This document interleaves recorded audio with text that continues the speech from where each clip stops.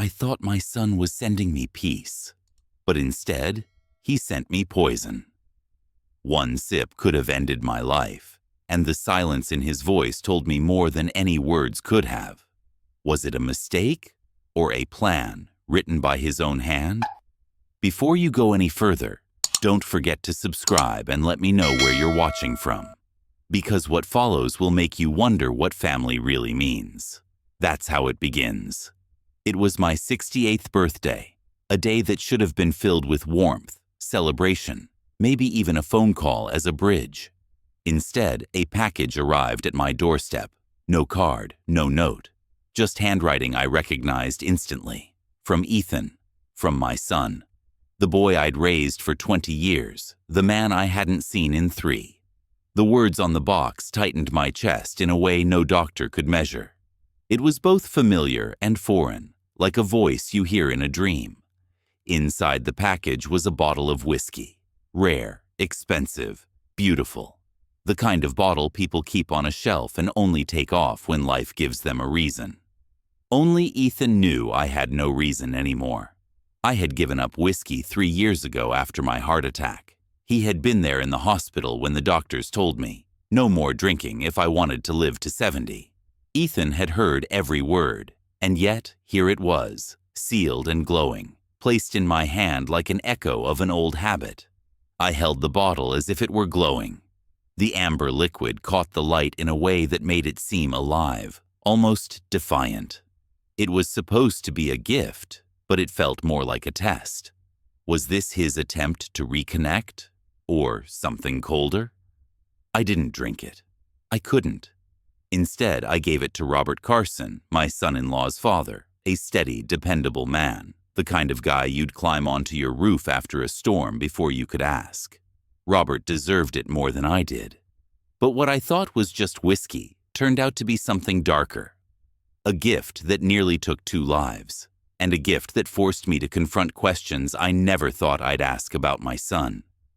This wasn't just about whiskey. This was about betrayal. This was about the thin line between love and hate in a family. And this was about the silence that grew when father and son stopped talking. The morning of my 68th birthday started the way most mornings do when you live alone.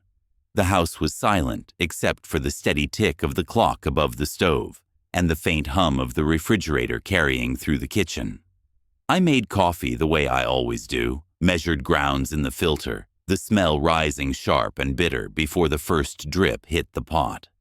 Outside, the October sun was climbing slowly, pushing thin strips of light through the blinds and painting the table in bands of shadow and gold. It was an ordinary morning. Too ordinary. Until the knock came. It wasn't much of a knock. 3 quick raps, then silence.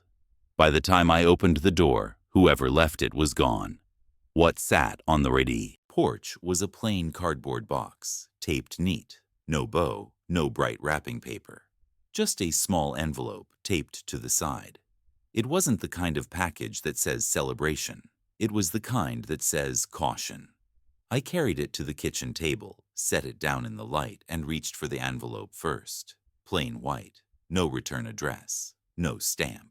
It hadn't traveled far. My name wasn't on it either, only 2 words in blue ink. Happy birthday. That was all. No signature, no warm note. Just those words standing there alone, like they were afraid of what came next. But I knew that handwriting. I knew it instantly.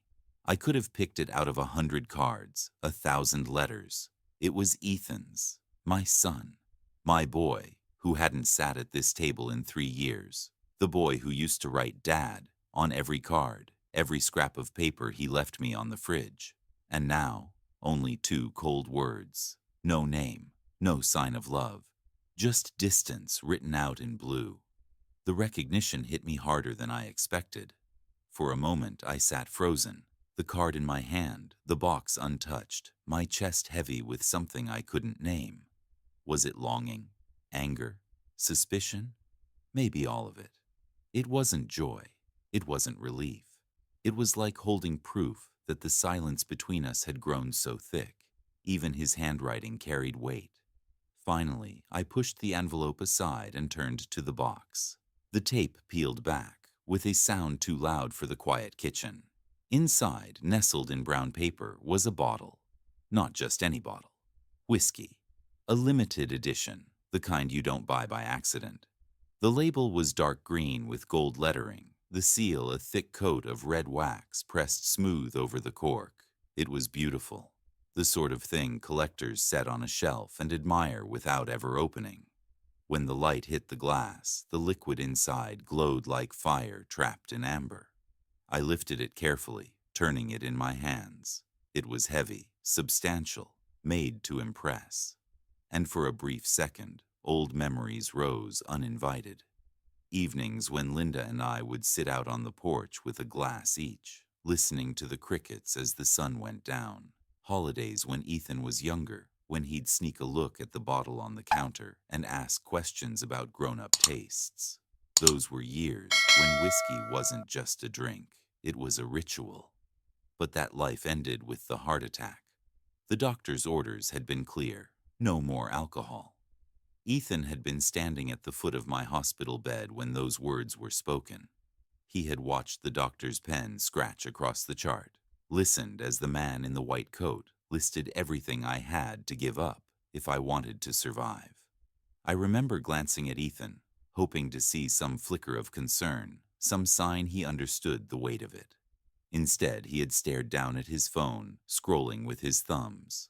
I told myself he was distracting himself, trying to hide his fear. But maybe he wasn't afraid at all. So why whiskey? Why this? He knew I couldn't drink it. He knew it better than anyone. And yet here it was, sitting on my table, staring back at me with its wax seal and golden letters, a cruel reminder of something I'd lost. A gift that wasn't really a gift at all. I slid the bottle across the table, away from my coffee, away from myself. The urge to open it didn't even cross my mind. Instead, I thought of Robert Carson. Robert had been more of a son to me in these past few years than Ethan had.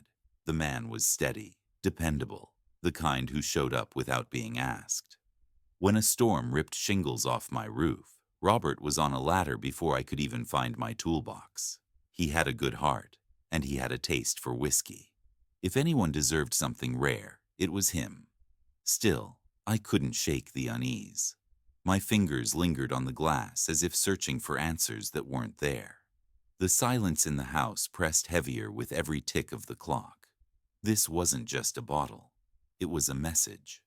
But I couldn't yet read what it said. And that morning, on my birthday, I told myself one thing that I didn't fully believe. Not everything needs a reason. I placed the bottle on the far end of the counter, turned back to my cooling coffee, and tried to push the questions away. But they didn't leave. They sat with me in the empty kitchen, whispering, waiting. I stared at the bottle of whiskey that morning longer than I should have, and it pulled me backward through years of memory I had tried hard to keep locked away. Whiskey had always been a thread woven into my life, not just as a drink, but as a companion to good days and bad. In my younger years, after a long day of construction work, I would pour myself 2 fingers neat, sit on the back porch, and feel the burn settle into my chest, like a reminder I was still alive. Linda would come out, her hair tied back, holding a glass of iced tea, and we would sit together while the world slowed around us. Whiskey wasn't just alcohol then. It was a marker of time, a punctuation at the end of the sentence of each day. But habits have a way of turning into anchors. The first heart attack struck on a Tuesday afternoon 3 years ago. I had been out in the yard, raking leaves that didn't seem to stop falling, when a pressure like a steel fist clamped down on my chest. The rake fell from my hands, and I remember stumbling toward the porch, the sky going black at the edges. The sirens came quick, neighbors crowding at the fence, and suddenly I was lying under fluorescent lights with machines beeping louder than any clock at home. The doctor's voice was sharp and unyielding. If I wanted to live, I would have to change. No more whiskey, no more indulgence.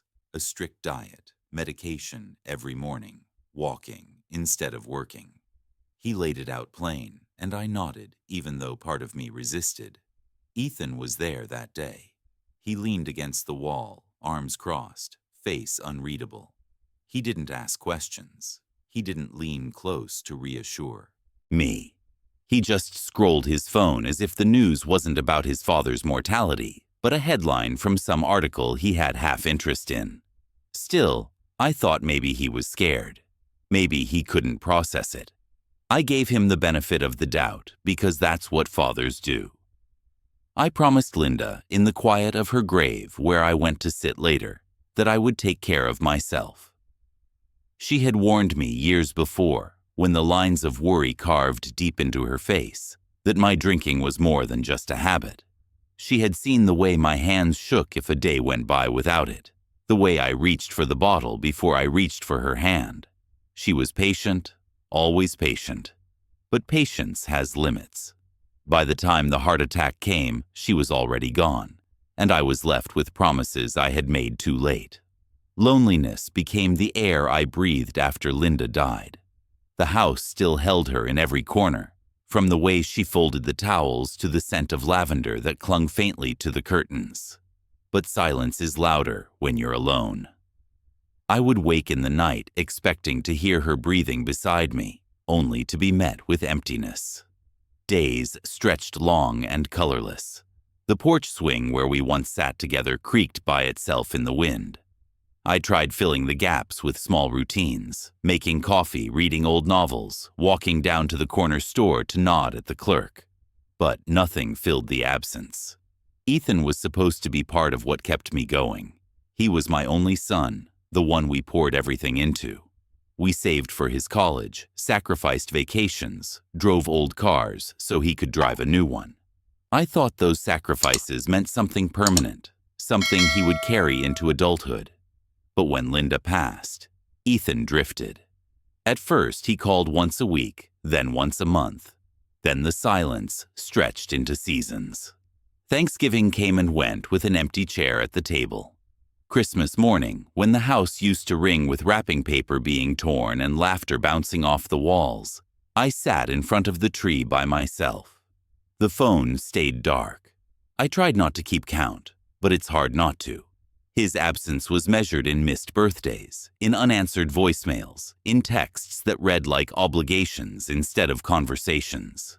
One year, I sent him a card with $100 tucked inside, writing that I hoped it would help with bills or groceries. He never cashed it. I found it months later, returned to sender, the envelope unopened. That stung worse than if he had spent it on something careless. It wasn't about the money. It was about the wall between us, a wall I couldn't climb, no matter how hard I tried. There were moments I replayed, searching for where I had gone wrong. The nights when I worked overtime, missing his baseball games, telling myself it was for his future. The times I lost my temper too quick, the harsh words that slipped out before I could catch them.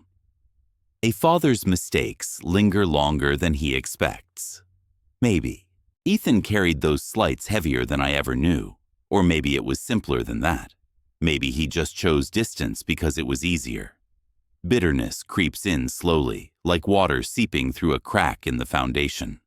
I told myself I forgave him each time the holidays passed in silence.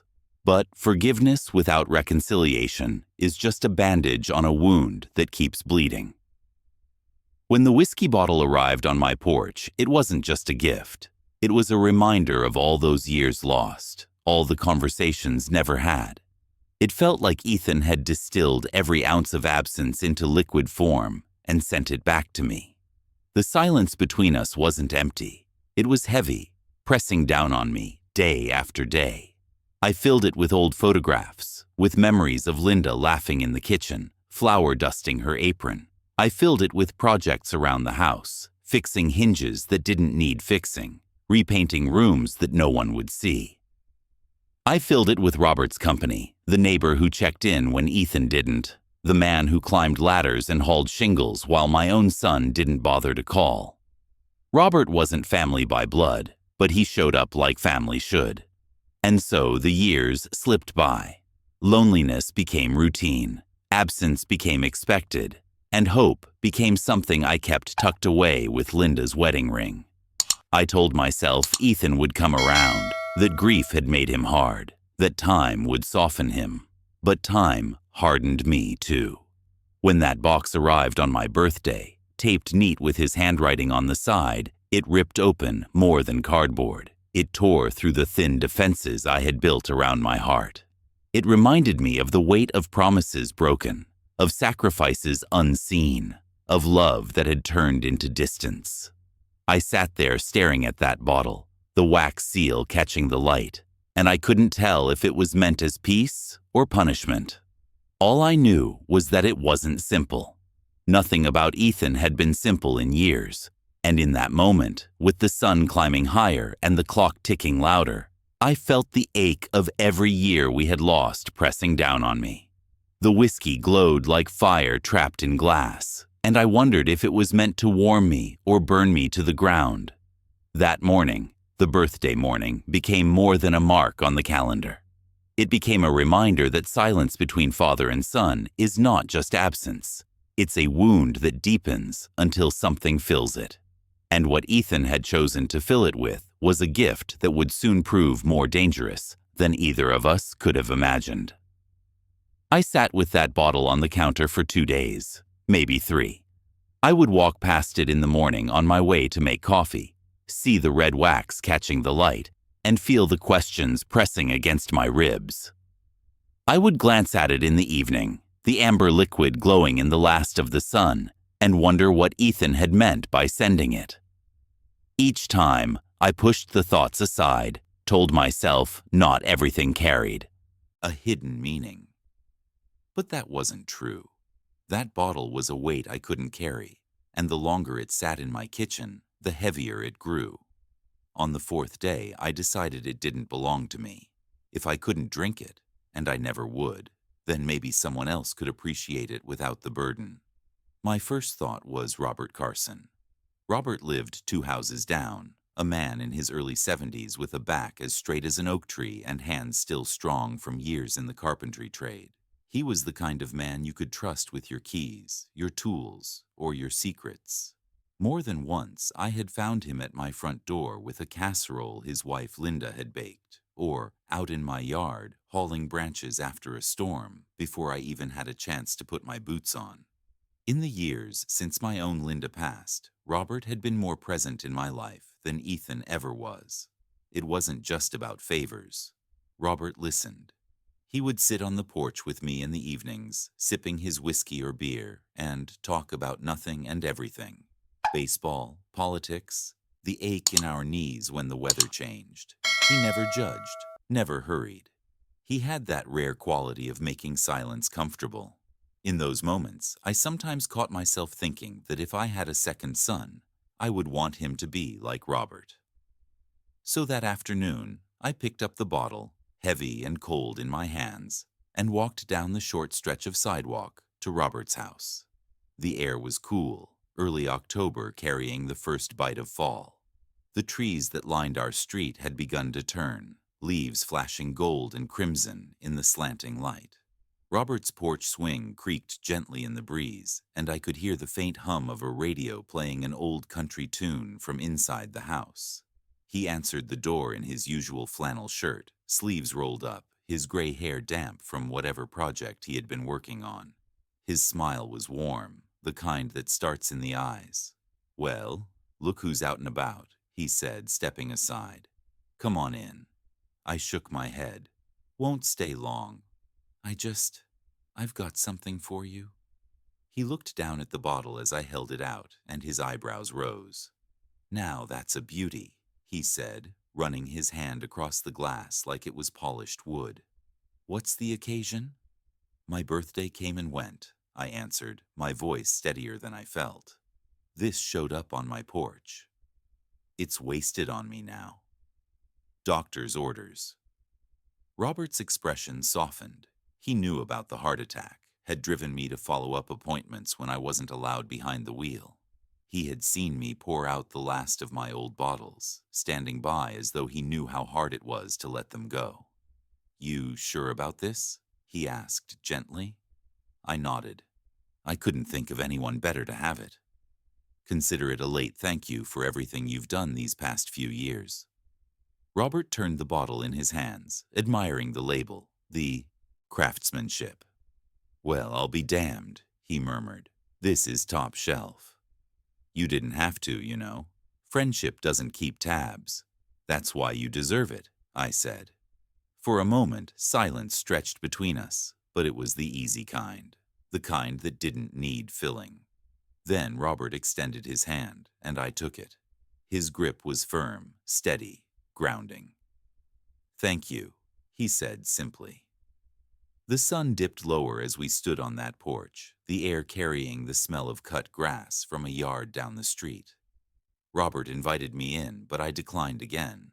I wanted the gift to stand as its own gesture, without strings attached. He promised to save it for a special night, maybe when his daughter and her family came over. I smiled and told him that was exactly what it was meant for. Walking back to my house, lighter without the bottle in my hands, I felt a sense of relief I hadn't expected. It was as though I had passed on not just the whiskey, but the weight of Ethan's silence. Robert's gratitude was honest, uncomplicated. There was no hidden meaning in his handshake, no suspicion in his voice. He accepted the gift the way gifts are meant to be accepted, with appreciation, not calculation. That night, I sat on my porch with a glass of iced tea, watching the sun sink behind the trees. The bottle no longer haunted me from the kitchen counter. In its place was the memory of Robert's smile, the warmth in his eyes, the way he had looked at me like a man looked at a brother, not just a neighbor. For the first time since the package had arrived, I breathed easier. What I didn't know then, what I couldn't possibly have known, was that giving that bottle away would set everything else in motion. The decision felt simple at the time, an act of trust, of gratitude. But sometimes the simplest acts are the ones that crack open truths we aren't ready for. At that moment, though, all I felt was the autumn air on my face and the steady rhythm of the porch swing beneath me, carrying me gently toward night. The gift was out of my house, but it wasn't out of my life. The bottle had been out of my house for barely a day when the phone rang. It was late afternoon, the sun slipping lower through the trees, casting long shadows across the living room rug. I almost didn't answer. Most days, calls were sales pitches or wrong numbers, and I'd gotten used to silence filling the house instead of voices. But something made me pick it up that time. Maybe it was instinct. Maybe it was the faint hope I hadn't completely buried. "Dad?" The sound of his voice after so long nearly knocked the breath from me. "Ethan, my son." For a second, I was frozen, listening to the way he said it. Short, clipped, like he was forcing himself to use the word. "Ethan?" I managed, the word catching in my throat. "It's been a while." A pause stretched across the line, filled only with the faint hum of static. Then, in a tone too casual to be real, he asked, "Did you try it yet?" My stomach turned. I knew instantly what he meant. "Try it? You mean the bottle?" "Yeah," he said, almost impatiently. "The whiskey. You open it yet?" I closed my eyes, my grip tightening on the receiver. "No, I didn't." The silence on his end was sharp. "Why not?" "I can't drink anymore, Ethan. Doctor's orders. You know that." He exhaled, not with concern, not with understanding, but with something colder. "So what? You just let it sit there?" I hesitated, then decided to tell him the truth. "I gave it to Robert Carson. Figured he'd appreciate it more than I could." For a long moment, nothing came back. No sound, just the faint static and the pulse of my own heartbeat thudding in my ears. When he finally spoke, his voice was low, tight, like a rope pulled too hard. "You gave it away." "Yes," I said quietly. "I did." The silence that followed was worse than anger. Anger I could have handled. I braced for shouting, for some bitter remark, but what came instead was nothing. A heavy, suffocating quiet that felt deliberate, like he was choosing not to respond. "Ethan," I tried, my voice breaking. It was a thoughtful gift, I suppose, but you know I can't drink. It didn't make sense to keep it. Still nothing. I pressed on, desperate to bridge the gap. It was kind of you to think of me, though. Maybe we could talk, catch up sometime. It's been too long. When he finally spoke again, his tone was stripped bare of warmth. I should go. The line went dead before I could say another word. I lowered the receiver slowly, the dial tone buzzing in my ear like a wasp. My hand trembled as I set it back in its cradle. The room felt colder than before, shadows longer, silence heavier. I sat there staring at the wall, replaying every word. Did you try it yet? The question wasn't casual, it was loaded. He wanted me to drink it. He expected me to. My mind started turning in circles I didn't want it to go. If he knew I couldn't drink, why give it in the first place? And why the silence when I told him it was out of my house? His voice, flat, clipped, and then nothing. It wasn't the voice of a son reaching out. It was something else, something I didn't want to name. I told myself not to jump to conclusions. Maybe he was just hurt I'd passed it on. Maybe it was pride. Maybe he thought I should have kept it as a symbol, even if I never opened it. But the way he said, "You gave it away," echoed in my chest like an accusation. That night, I couldn't sleep.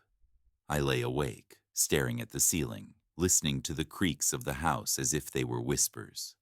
I thought of the bottle sitting on Robert's shelf now, the golden liquid catching light, innocent in appearance but heavy in meaning.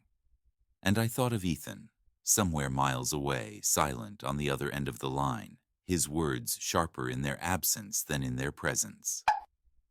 I wanted to believe it was nothing, that I was just an old man reading too much into silence. But I had lived long enough to know silence can say more than words ever could. And the silence that followed Ethan's voice that night was not empty. It was a warning. The call with Ethan had barely faded from my mind when the next blow landed. It was 3 nights later, around 8 o'clock, and I was dozing in my recliner, the television muttering softly in the background. The phone rang, sharp and insistent. When I picked it up, the sound that met me wasn't casual, wasn't neighborly. It was Linda Carson's voice, brittle, with panic. "Roy, it's Robert," she cried. "He's collapsed. They've taken him to County General. I don't know what's happening. Just please, please come." My blood turned to ice. I was on my feet before the call even ended, fumbling for my jacket, my keys. Robert, strong, steady Robert, who never so much as caught a cold.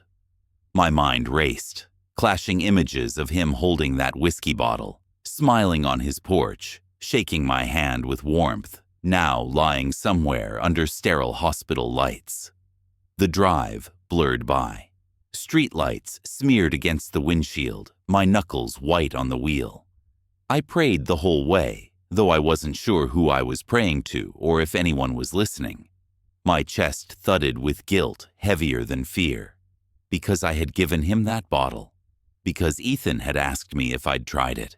Because something about all of it was wrong, and now Robert was paying the price. When I reached the hospital, the fluorescent brightness struck like a hammer. Automatic doors whooshed open, releasing the sting of antiseptic that clung to every surface. Nurses hurried down polished hallways, their rubber soles squeaking on tile. The intercom buzzed overhead, calling codes I didn't understand. I moved through it all in a daze until I saw Linda, her face pale, her eyes swollen from tears. She rushed toward me, clutching my sleeve like it was the only thing keeping her upright. "They said it was sudden," she whispered, her voice breaking. "He just collapsed in the kitchen." No warning. Where is he? My own voice sounded foreign to me, hoarse and thin. She pointed down the hallway. "ER. They won't let me in yet." I followed her trembling finger, catching sight of swinging double doors at the end of the corridor. I could almost see through them, beyond, where Robert lay, hooked up to monitors, his chest rising and falling under the rhythm of machines. Each beep echoed in my head like a metronome, ticking away what little time he might have left. We sat together in the waiting area, the hard plastic chairs offering no comfort. Linda's hands twisted in her lap, a tissue crushed between her fingers. She murmured prayers under her breath, the same words over and over. I wanted to reach for her hand, but my own were trembling too badly. Time dragged in that room, measured not by clocks, but by the footsteps of nurses passing, by the occasional burst of voices from behind closed doors. I kept seeing Robert in my mind's eye, raising the whiskey bottle, admiring the label. I kept hearing Ethan's voice on the phone. "Did you try it yet?" My gut twisted, bile rising in my throat. Finally, a doctor emerged, his face grave but calm.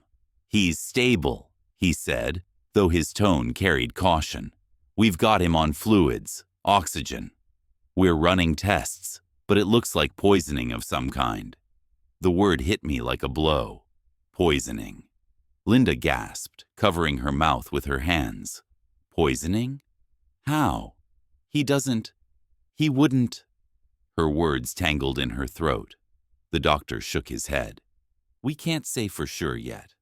We'll need to run toxicology panels, but his symptoms, severe nausea, seizures, collapse, suggest ingestion of something toxic. Do you know if he ate or drank anything unusual tonight?" Linda's eyes darted to me, confusion and fear mingling in her expression. My mouth went dry. I wanted to speak, to confess that I had given him the bottle, that maybe I had put death in his hands disguised as a gift. But the words stuck. Guilt clamped down like a vice, and I could only stare at the linoleum floor as if it might crack open and swallow me whole.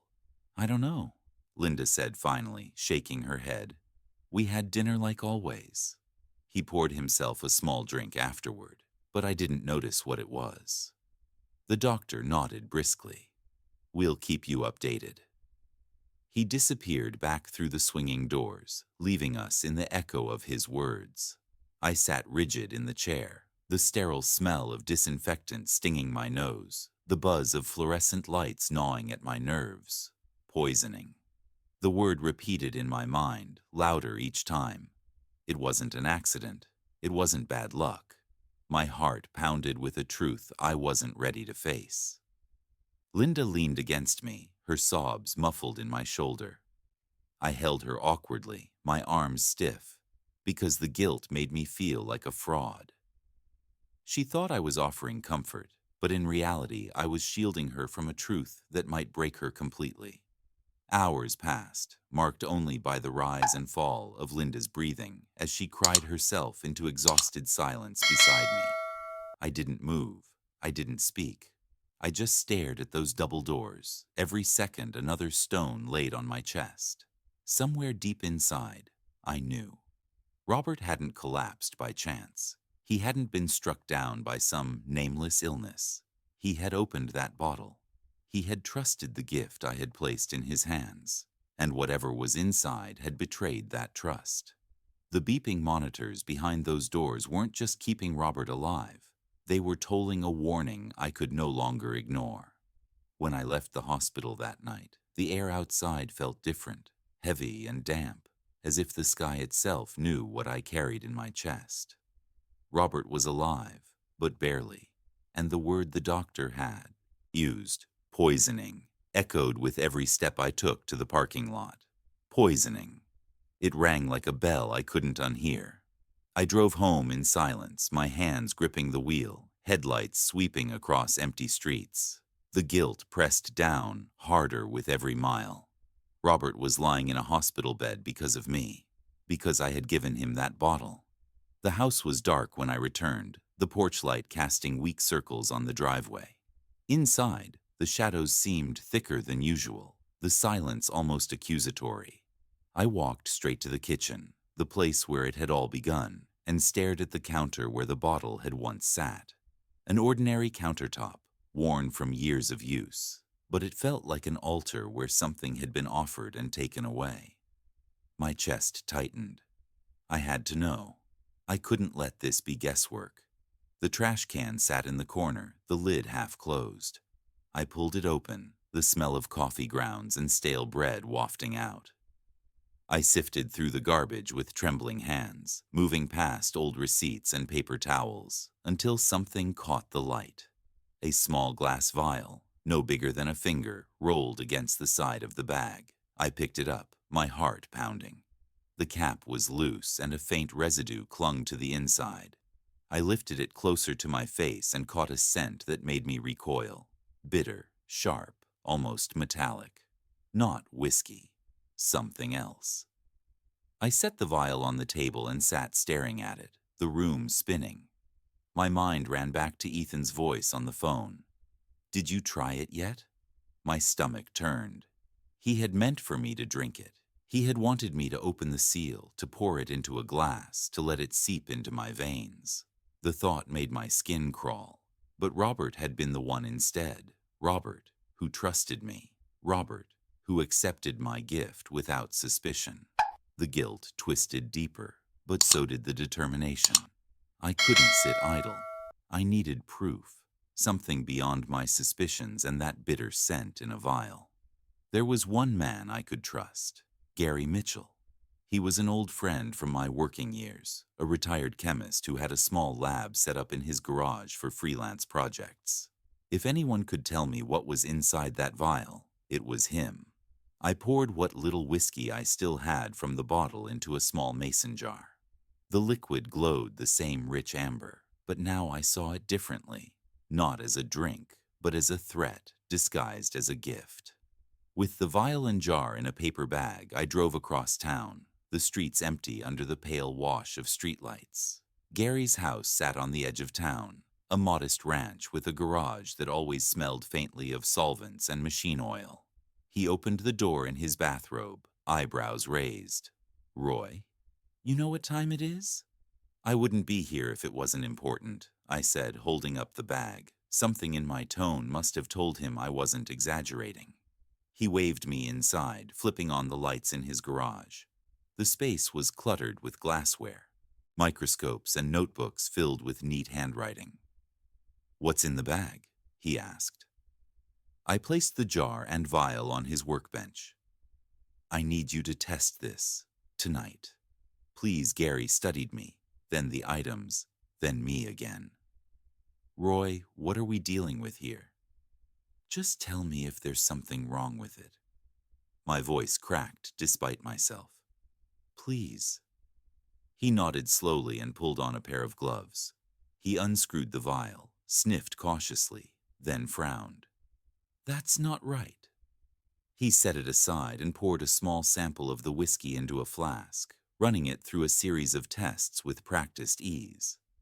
Minutes stretched into hours as he heated, cooled, and filtered the liquid, jotting down notes, his face tightening as results began to form. Finally, he looked up at me, his expression grave. "Roy, this isn't whiskey.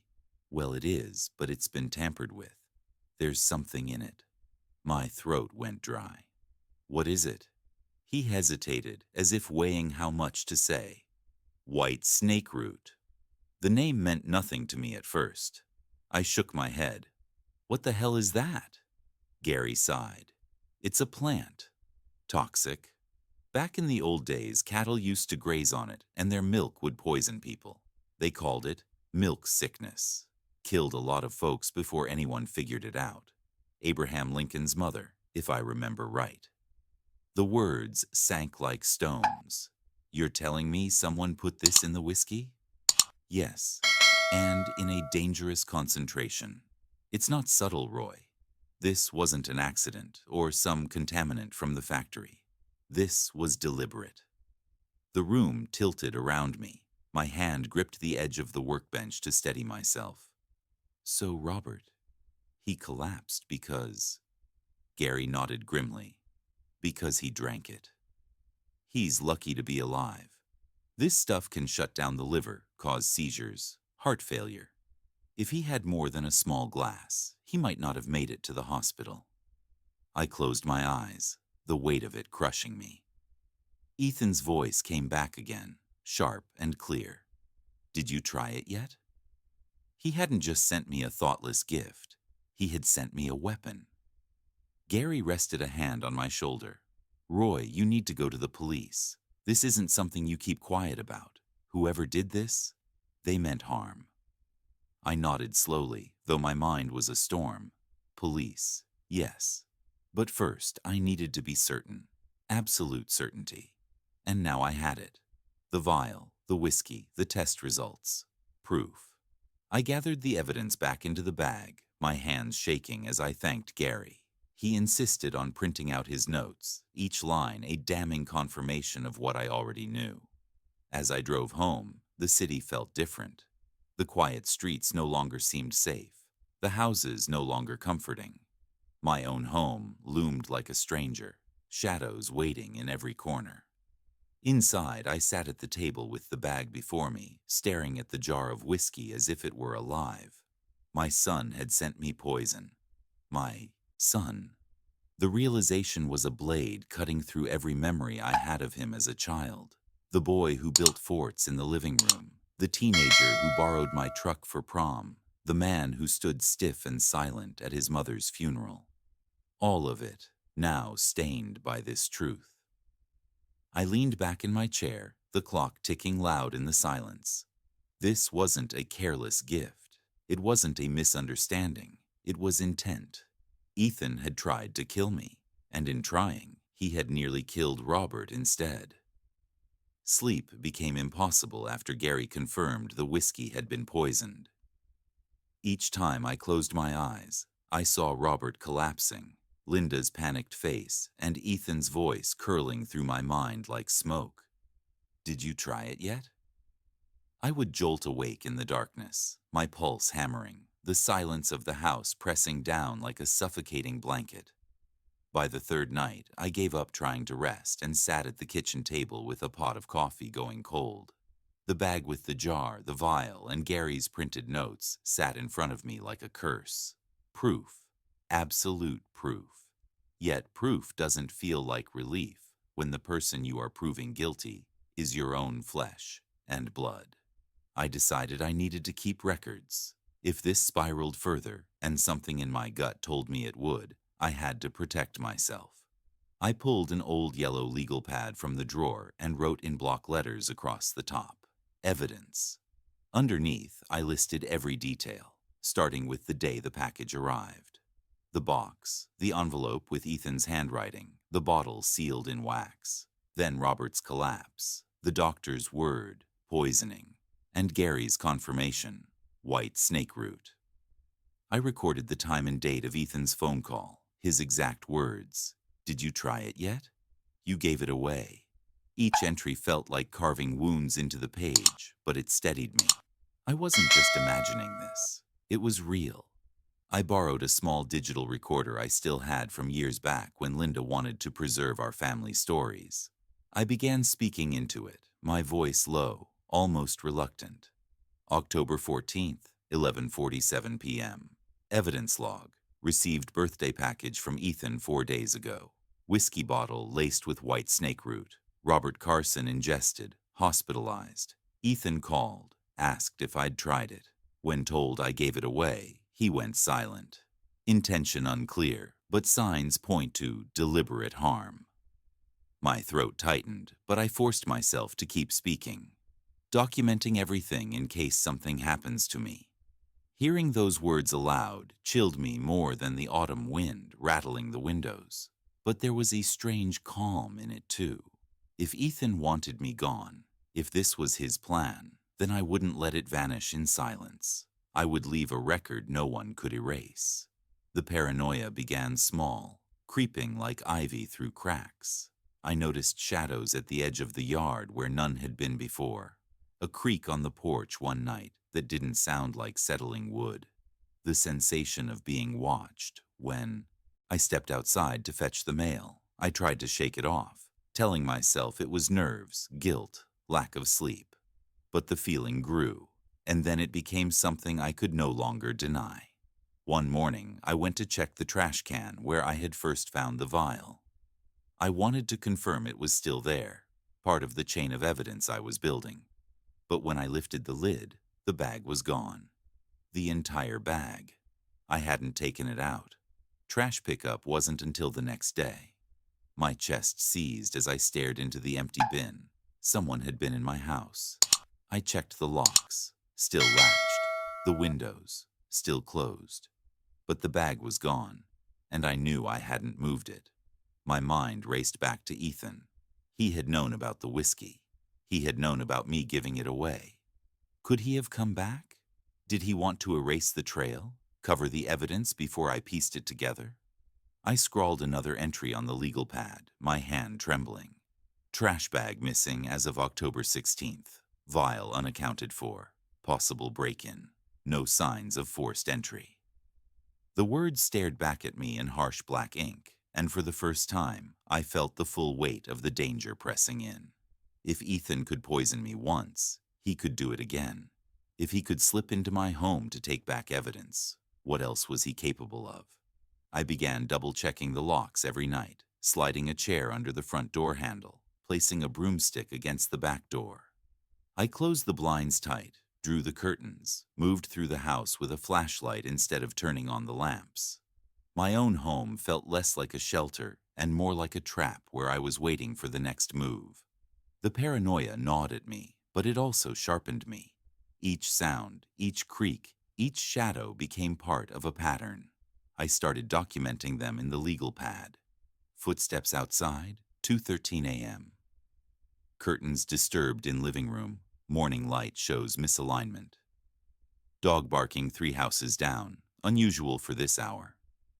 The entries piled up, a catalog of dread, but also a shield. If anyone ever questioned my story, I could lay the pages before them like a map of menace. At night, I recorded my thoughts into the digital recorder, whispering into the dark. I can't prove Ethan was here, but I know it. I feel it in the air. He wants me to think I'm losing it, but I'm not. I'm sharper now than I've been in years. He can't erase what he's done. Robert is proof. Gary's tests are proof. I won't let this disappear. The act of recording gave me purpose, but it also fed the paranoia. I began to imagine Ethan listening in, smirking somewhere in the dark, pleased that his silence was unraveling me. Each entry became not just evidence, but a plea. Don't forget. Don't dismiss. Don't let them call you crazy. Days blurred into each other, measured by the scratch of my pen on paper, the red light on the recorder blinking as I spoke. The world outside shrank. I stopped going out except for groceries, moving quickly through aisles, eyes darting for familiar faces. I avoided Robert's house, too ashamed to face Linda while Robert still lay in a hospital bed. My life narrowed to my kitchen table, my yellow pad, and the fear that pressed against the walls like a living thing. And through it all, Ethan's silence stretched on. No follow-up call, no explanation. Just that question lingering in the air. Did you try it yet? I knew now what he meant. I knew what he had wanted. And every day I breathed was a day he had failed. But failure, I realized, didn't mean surrender. If he had already entered my house once, he could do it again. And next time, he might not leave behind evidence for me to find. The thought tightened my chest until each breath felt shallow. So I documented more. I backed up Gary's notes, photocopied them at the library, stored a copy in the glove compartment of my truck. I made duplicate recordings and tucked them into an old cigar box in the shed. I layered protection upon protection, a fortress built not of walls, but of words. Yet even as I built that fortress, the paranoia gnawed deeper. Each sound outside became a threat. Each silence from Ethan became an accusation. I lived with the certainty that the story wasn't over, that the poison was just the beginning. And though fear clung to me like a second skin, there was something else rising beneath it. A resolve, slow but steady. If Ethan wanted me gone, he would have to do more than send poison through the mail. He would have to face the truth I was gathering, word by word, page by page, because I wasn't going to be erased quietly. I finally reached the point where fear and guilt could no longer be contained by scribbles on a yellow pad or whispered recordings in the dark. Robert was still fighting for his life in the hospital. Linda was wearing herself thin by his bedside, and my own nights had turned into vigils of paranoia. Every creak of the house sounded like an intruder. Every shadow outside the window seemed to linger too long. It was clear to me that I couldn't shoulder this burden alone anymore. On the morning of October 20th, I drove to the police station, the paper bag with the mason jar of whiskey, the vial, and Gary's typed notes sitting on the seat beside me like a passenger I didn't want, but couldn't ignore. The station looked ordinary from the outside, red brick, faded flag waving in the wind, but to me, it felt like the threshold to something irreversible. Once I walked inside, there would be no turning back. The officer at the desk barely looked up when I approached, but when I mentioned poisoning, her expression sharpened. Within minutes, I was led to a smaller room, walls bare except for a clock ticking too loud in the silence. That's where I met Detective Maria Reyes. She was in her 40s, sharp-eyed with a calmness that carried authority without arrogance. She wore plain clothes, not a uniform, and her notepad was already open before she even introduced herself. "Mr. Hayes," she said, her voice steady but firm. "I'm Detective Reyes. I'm told you have evidence of a poisoning?" My throat felt dry as I slid the bag across the table toward her. This was a gift from my son. I couldn't drink it. I gave it to a neighbor. He collapsed, almost died. My friend tested it, said it was laced with white snake root. Reyes opened the bag carefully, using gloved hands to inspect the jar and the vial. She read through Gary's notes with quick, practiced eyes, her expression tightening slightly. Then she looked back at me. "And you're certain this came from your son?" I swallowed hard. His handwriting was on the package, and he called me afterward, asked if I'd tried it yet. When I told him I gave it to Robert, he went silent, dead silent. She jotted notes, the scratch of her pen loud in the room. "Do you still have the package? The envelope?" I nodded. "At home. I've been keeping everything." "Good," she said. "Bring it in. We'll need every piece of physical evidence you can provide." I hesitated, then pulled out the small digital recorder from my jacket pocket. "I've been documenting everything. Recordings of my thoughts, notes of what happened, even the day the trash bag went missing from my kitchen." Reyes raised an eyebrow.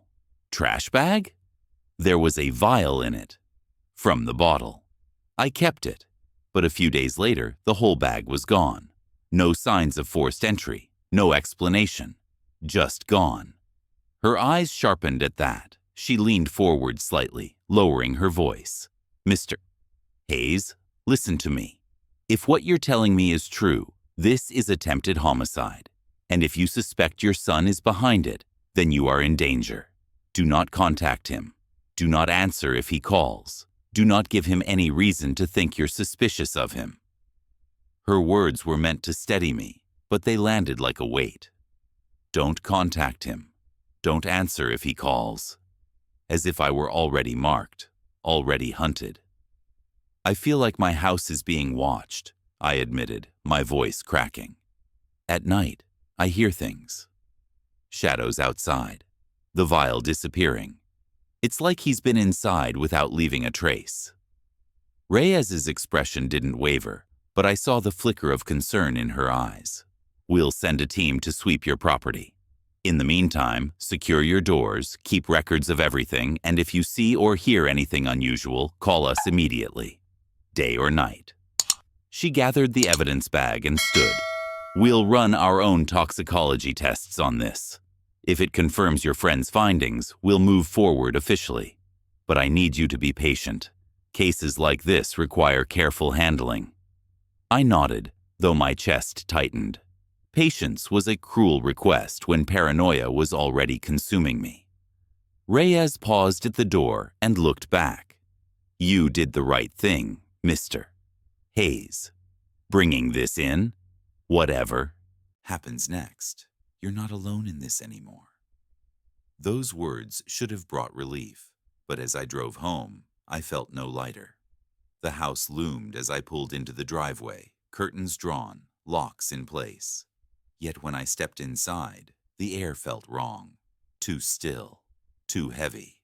I moved from room to room, checking each window, each lock, each drawer, half expecting to find them disturbed.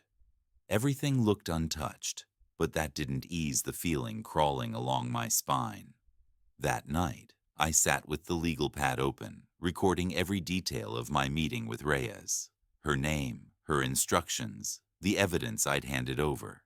But even as I wrote, the unease grew. The house creaked, as if settling, yet I heard it differently now, like footsteps pacing in rhythm with my pen. I turned on the recorder. October 20th, 10:07 p.m. Detective Maria Reyes, now handling the case, warned not to contact Ethan. Evidence handed over. Whiskey sample, vial, Gary's notes. Package and envelope still at home. Will deliver tomorrow. Paranoia increasing. Feels like someone is watching the house. My voice faltered. If something happens to me, Ethan Hayes is the one to look at. I set the recorder down and sat in the dim kitchen light, listening to the refrigerator hum and the wind rattle the shutters. Outside, the street was empty, but I couldn't shake the sensation that eyes lingered somewhere in the darkness. Detective Reyes had said I wasn't alone anymore. But sitting in that house, every curtain drawn, every lock checked twice, I had never felt more watched. I sat at the kitchen table for 2 days after Detective Reyes left, staring at the blinds, my legal pad, the empty chair across from me that once belonged to Ellen when she was alive. I had been told to wait, to stay quiet, to let the police build their case. But patience doesn't come easy when you're living with shadows pressing against your windows and the sound of your son's voice circling in your head. Did you try it yet?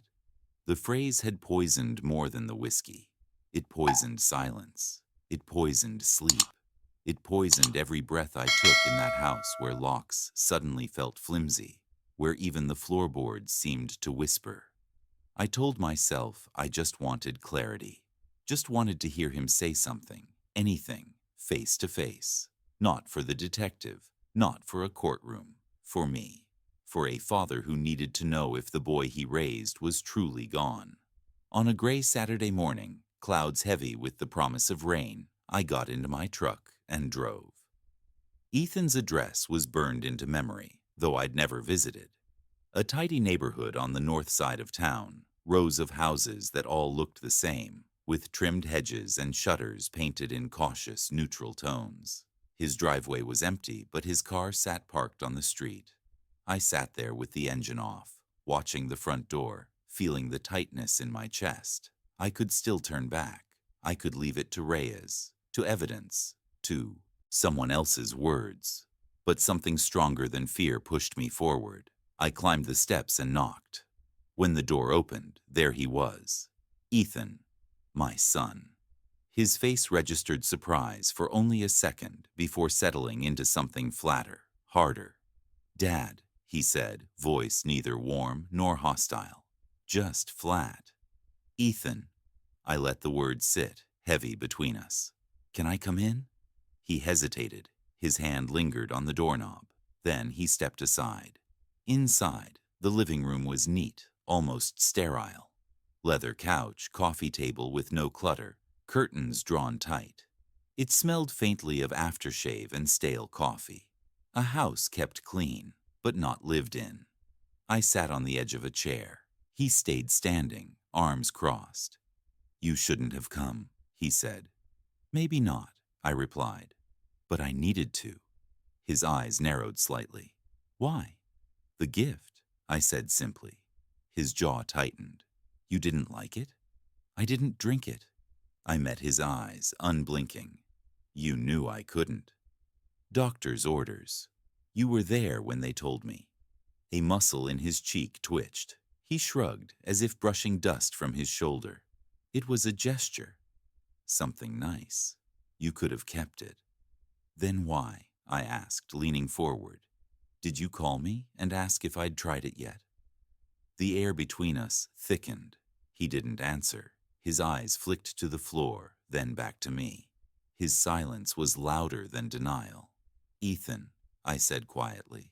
Robert drank from that bottle. He collapsed. They tested it. White snake root. His lips pressed into a thin line. No words, no shock, just stillness. Do you know what that means? I asked. Still nothing. I swallowed hard. Did you tamper with it? The silence that followed was a void, stretching and stretching until the tick of a clock in the hallway thundered through the house. He looked at me, eyes unreadable, and in that absence of denial, I found all the answer I needed. I forced myself to stay calm, to steady my voice. I'm not accusing. I'm collecting the truth, collecting what happened. Because Robert nearly died, because I nearly did, and if you had anything to do with that, I need you to say it. Finally he spoke, but his words came out sharp, deflecting. You always think the worst of me. Maybe if you'd been more of a father, you'd know I'd never do something like that. The accusation stung. More of a father? I said, my voice rising despite myself. I worked myself to the bone to give you everything. Roof over your head, college tuition, the best I could manage when your mother was sick. I gave until there was nothing left. His eyes flashed. You gave what you wanted to give, not what I needed. What did you need, Ethan? I demanded. What could I have given that would make this right? His silence returned, colder than before. The rain began tapping against the windows, faint at first, then harder, filling the space where words should have been. I looked at him and saw no boy left, no son, only a man wrapped in shadows of his own making. You don't even deny it, I whispered. Not once. That silence of yours, it's louder than a confession. He turned away, walking to the window, pulling the curtain back just enough to look outside. His voice was low when he finally spoke again. You shouldn't be here. I had to be, I said, because if I didn't look you in the eye, I'd never know for sure. And now I do. He let the curtain fall, turned back, his expression unreadable. You think you know, but you don't. Then tell me, I pressed, my voice cracking. Tell me I'm wrong. Say the words, say I didn't do it. But he didn't. The silence that followed was the most chilling of all. I stood slowly, the room suddenly colder. This isn't over, Ethan. Whether you speak or not, the truth is already moving, and when it arrives, you'll have to live with it. He didn't move, didn't speak, just stood there, watching me as I walked to the door. When I stepped outside, the drizzle had become steady rain, soaking into my jacket as I crossed the driveway. My hands trembled on the steering wheel. I had come for answers, but what I carried away was worse than doubt. Not denial, not confession, just silence. And silence, I realized, can be the sharpest blade of all. As I drove away, the street seemed emptier than before, the houses colder. Somewhere behind me, in that neat little house with drawn curtains, my son stood alone, cloaked in a silence that spoke volumes. And for the first time, I knew we were no longer father and son. We were something else now. Two people bound not by love, but by a secret, dark and unfinished, unresolved, unspoken, unforgiven. After I left Ethan's house, the rain followed me home like a shadow. I thought maybe that silence between us, the silence where he refused to deny anything, would be the heaviest thing I'd have to carry. But the days that followed proved me wrong. That silence wasn't the end. It was only the beginning. The first note arrived 2 mornings later. I found it on my front porch, folded once and tucked beneath the welcome mat as though it belonged there. The handwriting was hurried, jagged, almost unrecognizable. But I knew. I'd know Ethan's scrawl anywhere. 3 words, written in black ink that had bled in the damp. Stop digging, Dad. My stomach dropped as I stood there in the early morning light, the chill seeping through my robe. My eyes darted into the street, to the rows of houses still asleep, blinds drawn. No one out walking a dog, no one jogging. Just silence, as though the whole neighborhood had conspired to stay inside. I brought the note inside, hands trembling. I slipped it into a plastic bag and wrote down the time in my legal pad. October 23rd, 6:42 a.m.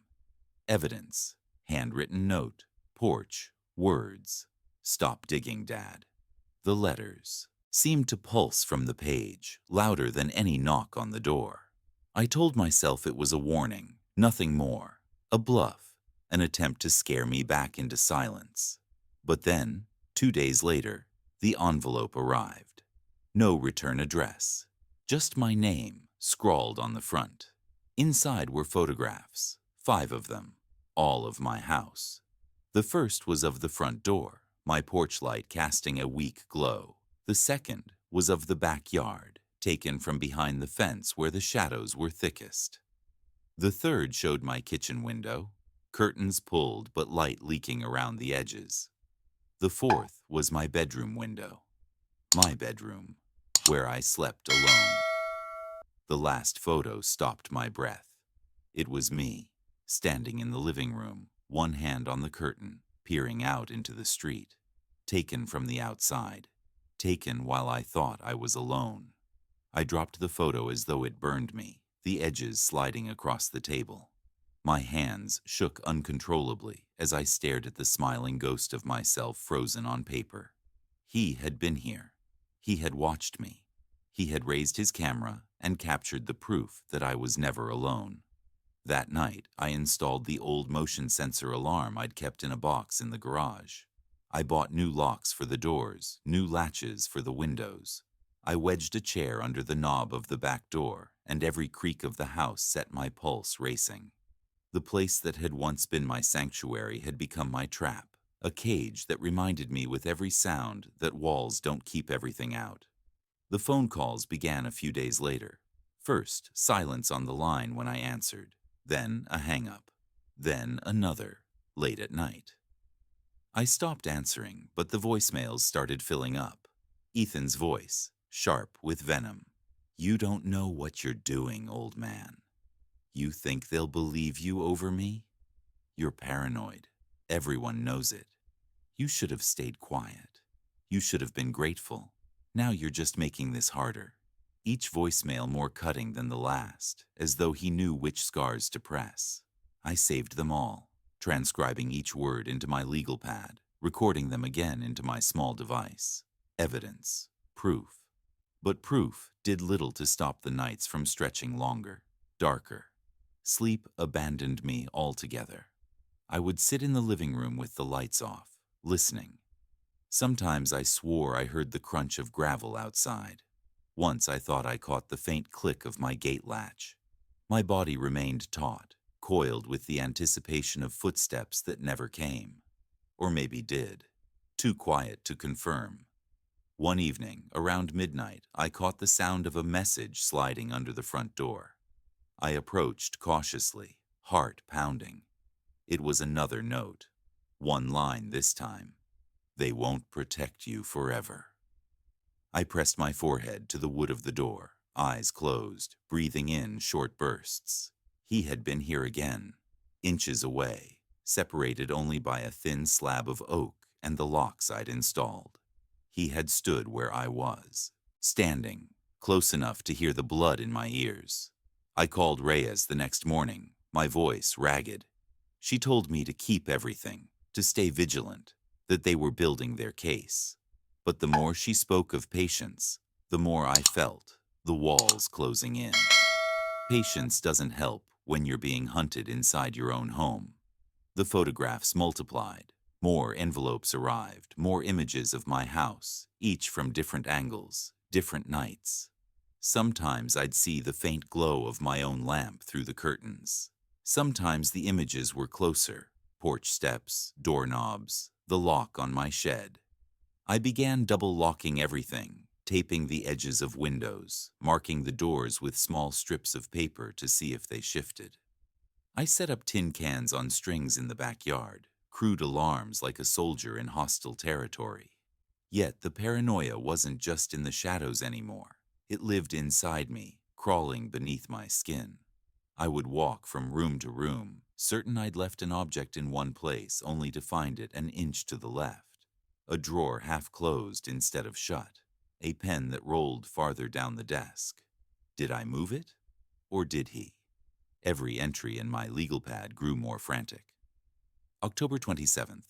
Footsteps on gravel. October 28th. Photo arrived, me at window. October 29th. Note. They won't protect you forever. October 30th. Voicemail. You're just making this harder. Each page filled with black ink that looked like panic etched into paper. The house, once a place of memory and comfort, had transformed into a place of siege. Every sound became a warning, every shadow a presence. I no longer knew if I was defending myself from Ethan or from the ghosts of suspicion he had planted inside me. And through it all, the silence from him in person grew louder. He didn't come knocking. He didn't appear face to face. Just notes, photos, voicemails. Just threats that pressed closer and closer, tightening the circle until I could hardly breathe. By Halloween, the paranoia had taken root so deeply I barely recognized myself. I paced the house with a flashlight, checked locks 5 times an hour, kept the recorder close at all times. The phone buzzed with another voicemail, his voice cold, controlled. You're not safe, Dad. Not from me, not from what's coming. I saved that one too, though my hands shook as I pressed the button. The man I had raised, the boy I once held, had become something else entirely. Something waiting just beyond the locks, reminding me with every note, every photo, every whispered threat that the walls of my house weren't strong enough to keep him out. And as I sat in the dark, pen scratching across my legal pad, I realized with bone-deep certainty, this wasn't just paranoia anymore. This was war. Detective Reyes called me on the morning of November 4th. Her voice carried the weight of a decision made after weeks of gathering threads, a tone firm enough to steady me and heavy enough to make my stomach turn. Mr. Hayes, she said, we've secured a search warrant for your son's property. I thought you'd want to know. The words hit me like a hammer. For days I'd been trapped in paranoia, surrounded by notes and photographs that turned my house into a cage. Now the police were moving. It should have brought relief, but instead, I felt dread. Once the door to Ethan's home was forced open, there'd be no more hiding, no more silence, only truth. They allowed me to be present, though only as an observer. Reyes warned me firmly, you don't interfere. You don't touch anything. You just watch the convoy of cruisers rolled into Ethan's neighborhood at dawn. Flashing lights painted the neat row of houses in red and blue, a jarring interruption to the quiet suburban street. Neighbors peeked from their windows, curtains twitching, but the officers moved with precision, their voices clipped and professional. I stood back as the battering ram struck Ethan's front door. The crack echoed like thunder, splintering the quiet morning. Officers surged inside, weapons drawn, boots pounding against the tile. My heart hammered as I followed behind with Reyes, my steps hesitant, as though I were trespassing not into Ethan's house but into the darkest corners of our history. The living room was as I remembered it, sterile, too neat, curtains drawn. But this time, there was no silence. Officers moved swiftly, opening drawers, bagging evidence, snapping photos. Each sound chipped away at the facade my son had built.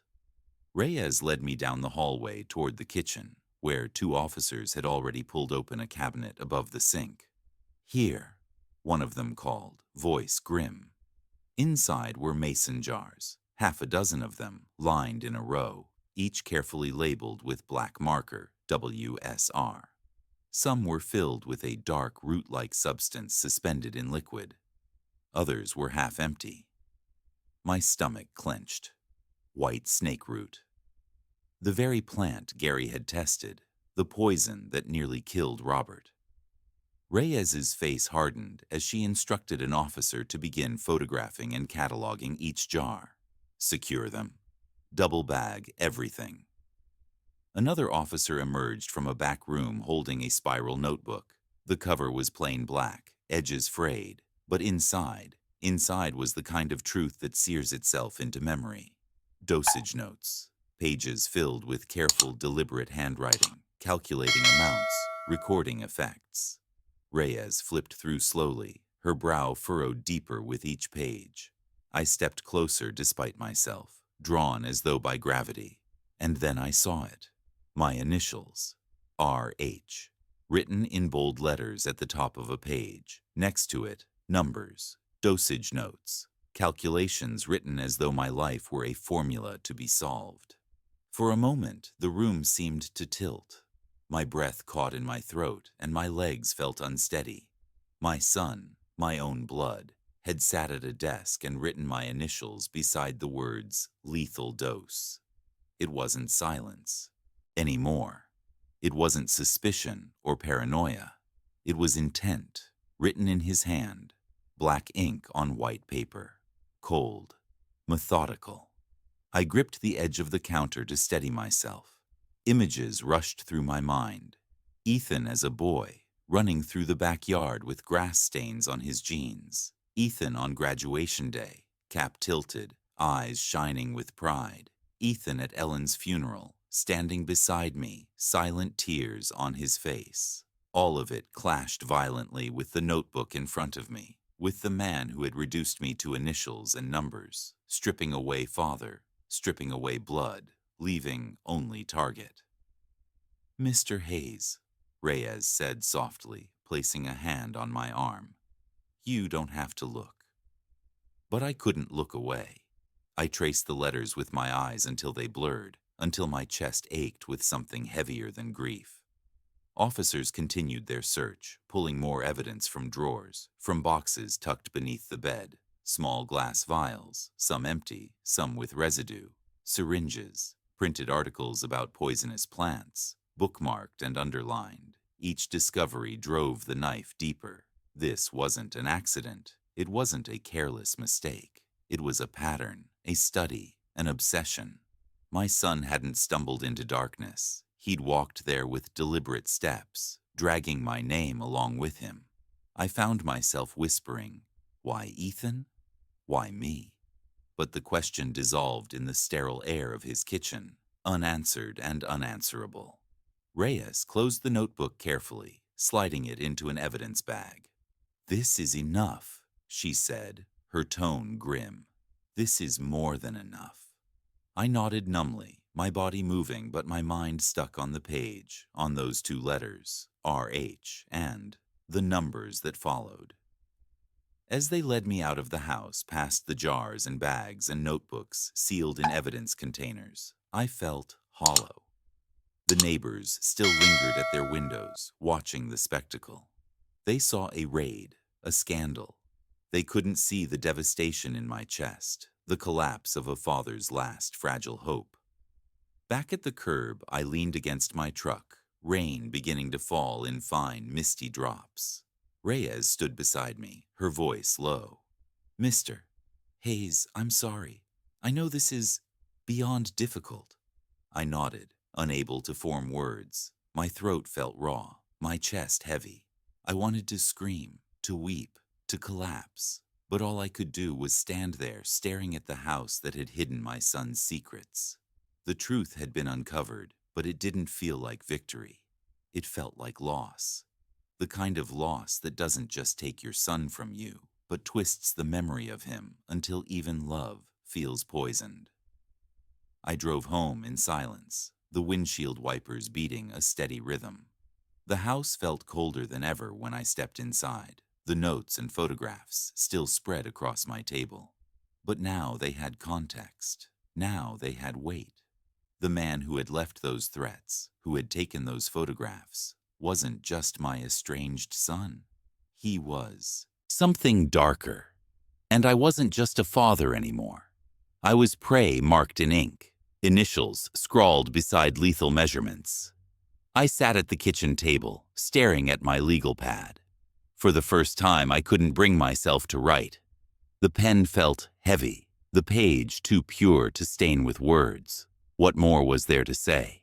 The evidence was real, the truth undeniable. And yet, even with jars and notebooks bagged and cataloged, even with Reyes promising charges and justice, I felt no peace, only devastation. Because justice doesn't stitch a family back together, and truth doesn't erase the image of your son's handwriting spelling out your death. I leaned back in the chair, closing my eyes, letting the silence of the house swallow me whole. And in that silence, I realized something more chilling than anything Reyes had shown me. No matter what happened next, whether Ethan stood trial, whether he was locked away, the real poison would remain. Not in jars, not in notebooks, but inside me. The courthouse smelled faintly of varnished wood and old paper, a mixture that clung to the air like memory. I'd walked through these doors before, for jury duty, for Ellen's probate hearing, but never like this. Never to face my own son across a courtroom. Detective Reyes had warned me about the trial's length, about the strategies, about how defense attorneys could twist facts into shadows, but no amount of preparation softened the blow of seeing Ethan in that defendant's chair. He wore a pressed shirt, his hair neatly combed, as though appearances might scrub away the evidence cataloged against him. His face was a mask, calm, cold, unreadable. But I knew him. I could see the flicker in his eyes when the clerk read his name aloud, Ethan Hayes, charged with attempted homicide. The courtroom filled with low murmurs until the judge entered, and then silence pressed down like a lid. The prosecutor, a lean man named Miller, opened with steady words. "Ladies and gentlemen of the jury, you will hear about poison, about notes, about intent. But at its heart, this case is about betrayal, the betrayal of a father's trust by his own son." He outlined the evidence: the poisoned whiskey, Robert Carson's collapse, the mason jars of white snake root labeled WSR, the dosage notebook with my initials scrawled beside lethal calculations. The jurors leaned forward, some stealing glances at Ethan. He sat motionless, as if the words belonged to someone else. Then Caldwell, Ethan's attorney, rose. He was older, silver-haired, with the kind of voice that filled the room easily. His strategy was clear from the start. The prosecution will try to tell you this is about evidence. But this is about resentment. A bitter old man, estranged from his son, twisting misunderstandings into accusations. You'll hear him speak of silence as confession. You'll hear him weave stories out of paranoia. But remember, suspicion is not proof. His eyes flicked to me as he spoke, cold and dismissive. My throat tightened. The trial unfolded like a slow storm. Witnesses called, evidence displayed, objections volleyed. Each day stretched into hours of tension. Robert testified first. His voice was shaky but determined as he described the night he collapsed after sipping from the bottle. "It burned in a way whiskey shouldn't," he said. "Then my chest. It was like fire." Next thing I knew, I woke up in the hospital, machines beeping all around me. Miller guided him gently, laying out the timeline. Caldwell pressed harder, trying to sow doubt. "Mr. Carson, you have a history of heart issues, don't you? Couldn't this have been unrelated?" Robert leaned forward, his hands gripping the stand. "I know my own body. I've lived 65 years in it. That bottle put me in that bed. And it was Ethan who sent it." Gasps rustled through the gallery. Caldwell objected, but the words had already landed.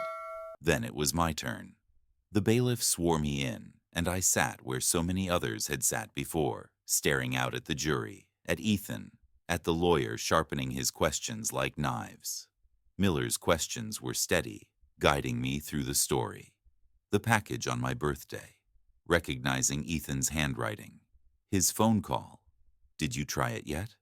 and the silence that followed when I said I'd given it to Robert. The discovery of the vial, Gary's test, the missing trash bag, the notes on my doorstep, the photographs in the mail, the voicemails with threats. As I spoke, I watched the jurors. Some frowned, Some scribbled notes. Some glanced at Ethan with cautious disbelief. My throat burned, but I forced the words out, steady as I could manage. Then Caldwell rose. He moved slowly, hands clasped behind his back. Mr. Hayes, you admit your relationship with your son has been strained? Yes, I answered. Estranged, in fact. Years without speaking? Yes. And you admit to documenting things obsessively. Notes, recordings, even shadows you thought you saw outside your window. Yes. His voice sharpened. So isn't it possible, Mr. Hayes, that grief and paranoia have colored your perception? That you've mistaken ordinary gestures for sinister intent? I clenched the arms of the chair. Is it paranoia to find your own initials next to a lethal dose in your son's handwriting? A ripple moved through the courtroom. Caldwell faltered for a fraction of a second before regaining his composure. We'll come to the notebook, he said quickly, turning away. But the damage was done. The jurors had heard it, felt the weight of it. The evidence spoke louder than either of us. The mason jars were displayed in clear bags, labels bold enough for everyone to read. WSR. The prosecutor held up the notebook, page after page of calculations, dosage notes, margins filled with cold experimentation. He paused on the page that bore my initials. The courtroom went silent as the page was projected on the screen. RH lethal dose. I stared at it again, the ink that had burned itself into my memory. Some jurors covered their mouths. One shook his head. Ethan didn't flinch. He sat motionless, eyes fixed forward, as though detachment might shield him from the truth of his own hand. Caldwell tried to soften the blow. He argued the notebook could have been theoretical, that the jars were for research, that no one saw Ethan physically tamper with the whiskey. He painted me as bitter, desperate to punish my son for years of silence. This is not proof of intent, he said, his voice booming. This is projection. This is a father who cannot accept that his son chose a life apart from him. But then Miller played the voicemails. The jury heard Ethan's voice. You don't know what you're doing, old man. Another. You should have stayed quiet. Another. You're not safe, Dad. Not from me. Not from what's coming. The words echoed through the courtroom, undeniable, chilling. Some jurors shifted uncomfortably in their seats. Caldwell objected, tried to argue tone, context, but the damage was irreversible. Through it all, Ethan never spoke. He never took the stand. He never denied, never confessed. Just silence, the same silence that had haunted me in his living room. When closing arguments came, Miller's voice was sharp as steel. This is not bitterness. This is not paranoia. This is evidence, jars, notes, threats, poison. The intent is clear. The betrayal is undeniable. This father trusted his son. That trust was met with poison. Caldwell's final words tried to claw back ground. You may feel sympathy for Mr. Hayes. But sympathy is not justice. Proof beyond reasonable doubt. That is your charge. And proof is what this case lacks. The jury left to deliberate. Hours ticked by, each one dragging heavier than the last. I sat in the hallway, hands clasped, staring at the floor. Robert sat beside me, pale but steady, a quiet reminder of what had almost been lost. When the jury finally filed back in, my breath caught. The foreman stood. We, the jury, find the defendant, Ethan Hayes. The courtroom held its breath. Guilty of attempted homicide. Gasps filled the room. My chest collapsed inward, relief and devastation colliding in ways I couldn't untangle. Ethan stood as the verdict was read, his face blank, his eyes still refusing to meet mine. The gavel fell, and the trial was over. But as I left the courthouse, the weight didn't lift, because justice in ink and verdicts doesn't erase the sight of your son sitting cold in a courtroom, or the knowledge that somewhere along the way, you lost him to a darkness deeper than anything you could have imagined. The courtroom still buzzed with the echo of the guilty verdict when the judge called for order. The jurors filed out, their faces pale, their eyes avoiding mine, as though they'd carried a burden heavier than paper and ink. The gavel struck once, sharp and final, and then the focus shifted to sentencing. I sat frozen in my seat, staring at Ethan across the room. He remained expressionless, as though the word guilty hadn't even reached him. He didn't flinch, didn't hang his head, didn't meet my eyes. He sat like stone, his hands folded neatly on the table before him. The prosecutor, Miller, rose first. His voice was calm but resolute. "Your Honor, given the evidence presented, the premeditated nature of the act, and the defendant's lack of remorse, the state requests a sentence of no less than 25 years. His words struck like a bell in the silent chamber. Caldwell stood next, his silver hair catching the light. He spoke with the same confident cadence he'd used throughout the trial. "Your Honor, my client has no prior record." What we are seeing is a tragic family dispute, misinterpreted and escalated. 25 years is not justice, it is vengeance. He glanced at me when he said the word vengeance, his eyes sharp with accusation. But the judge was unmoved. A woman with lines of patience etched into her face, she had watched the evidence unfold with the same careful stillness as the jury. Now her voice carried through the room, clear and steady. "Ethan Hayes, this court finds you guilty of attempted homicide. You deliberately introduced poison into a gift intended for your father, and in doing so, you nearly ended the life of another man. The evidence shows planning, calculation, and intent. Therefore, I sentence you to 25 years in state prison." The words fell like stones. For a moment, time seemed to fracture. My ears rang, my hands went numb, my chest hollowed out. 25 years, a quarter of a century. My son would spend his middle years behind bars, years he'd never reclaim. Justice had been served. The system had done its work. And yet I felt no triumph. Because as the bailiffs moved to escort him away, Ethan finally turned his eyes toward me. There was no plea there, no sorrow, no apology, only a cold stillness, as though I were not his father, but simply the man who had testified against him. Our eyes locked for only a second, but it was enough to shatter what little remained of hope. He looked at me, not as blood, not as family, but as adversary. I wanted to cry out, to tell him that I never wanted this, that I had only wanted the truth, only wanted to be safe.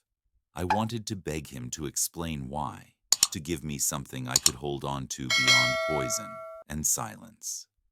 But no words came, only the weight of what had been done and what could never be undone.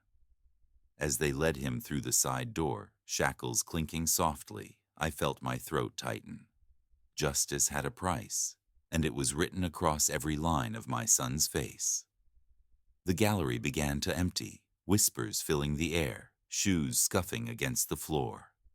Robert placed a hand on my shoulder, his grip firm but gentle. "It's over," he whispered. But I knew it wasn't. The trial was finished, the sentence delivered, but inside me the conflict raged on. Justice had been delivered, yes, but justice is a cold companion when it comes wrapped in sorrow. Because even with Ethan locked away, I had lost him long before the judge spoke those words, and no sentence, 25 years or 100, could give him back to me. The courthouse emptied, but the echoes stayed with me. The sound of the gavel, the shuffle of the jury, the verdict spoken aloud. It all lingered long after the courtroom was silent. Justice had been delivered, at least by law. But justice doesn't sew up the holes left behind. It doesn't mend a father's heart or restore what was lost. Back at my house, the evidence still lay where I had left it. Plastic bags filled with notes and photographs, the recordings on my desk, the legal pad with my frantic handwriting crowding every line. Reyes had said I could hold on to some of it for now, as copies. The originals belonged to the case, but even the copies felt heavy, like weights dragging me deeper into grief. I sat at the kitchen table, staring at them. Part of me wanted to keep them, to cling to proof that I wasn't crazy, that the nightmare had been real. Proof that silence had spoken louder than denial. But another part of me, tired, hollow, wanted to burn it all. To strike a match and watch every threat, every reminder of Ethan's betrayal, curl into ash. I chose neither that night. Instead, I closed the folder, slid it into the drawer where Ellen once kept our bills and school papers, and locked it. Not gone, not forgotten, but contained, like a scar tucked beneath a sleeve. Outside, the porch swing creaked in the wind. For months it had sat broken, one chain snapped, leaning uselessly to the side. Ethan had swung on it as a boy, legs kicking at the air while Ellen and I watched from the steps. Robert had fixed things around here before, but this was mine to mend. I went to the shed, found the spare chain, and set to work. My hands trembled, not from weakness, but from memory, from the weight of everything they'd once built and everything that had been broken since. Link by link, I fastened the chain, tightened the bolts, tested the seat. When I finally lowered myself onto the swing, it held. It carried me as it once had carried my family, solid beneath my weight. The night air was cool. The stars were faint, hidden behind a thin veil of cloud. I rocked gently, listening to the chains groan and the wood sigh, the same sounds I'd heard years ago when laughter filled this porch. I thought of Ethan, of the boy who used to sit here beside me, of the man who now sat in a cell, 25 years stretching before him. I thought of Robert, alive because fate had twisted the plan, because I'd handed him a bottle that should have ended me. And I thought of Ellen, whose voice I could almost hear in the creak of the swing, telling me to hold on, telling me that survival isn't the same as living, but it's the first step toward it. Justice had spoken, but peace would take longer. Maybe it would never come fully. Maybe betrayal this deep leaves echoes that never stop. But as I sat there on the swing, the chain secure beneath me, I felt something I hadn't in a long while, a sliver of strength. I would survive. Not because I was unscathed, but because I had been scarred and still endured. And though Ethan's silence still haunted me, though the trial had carved sorrow into my bones, I knew this. The story wasn't just his. It was mine. Mine to remember, mine to tell, mine to turn into something more than fear. So I sat there, rocking slowly, the night wrapping around me like an old coat. And in the rhythm of the swing, I found a fragile kind of resolution. Not an ending, but a continuation.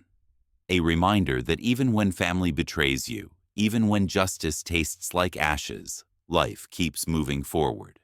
And sometimes, survival itself is the greatest act of defiance. That was my story, of a gift that nearly cost me my life, of betrayal written in my own son's hand, and of justice that brought no peace, only silence. But I've learned something. Survival is never simple. It leaves you with scars, questions, and the unshakable weight of what might have been. Now I want to hear from you. If you were in my shoes, if the person you trusted most had betrayed you so completely, would you have fought the way I did? Or would you have chosen another path? Share your thoughts in the comments below, because your perspective matters.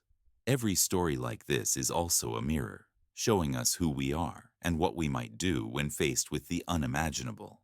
And if this story struck a chord, don't forget to subscribe and share it with someone who understands the pain of family turning into strangers. These stories aren't just mine. They belong to all of us who've walked the edge of trust and betrayal. Because the next time I opened the door, it wasn't a gift waiting for me. It was a warning. And that warning changed everything.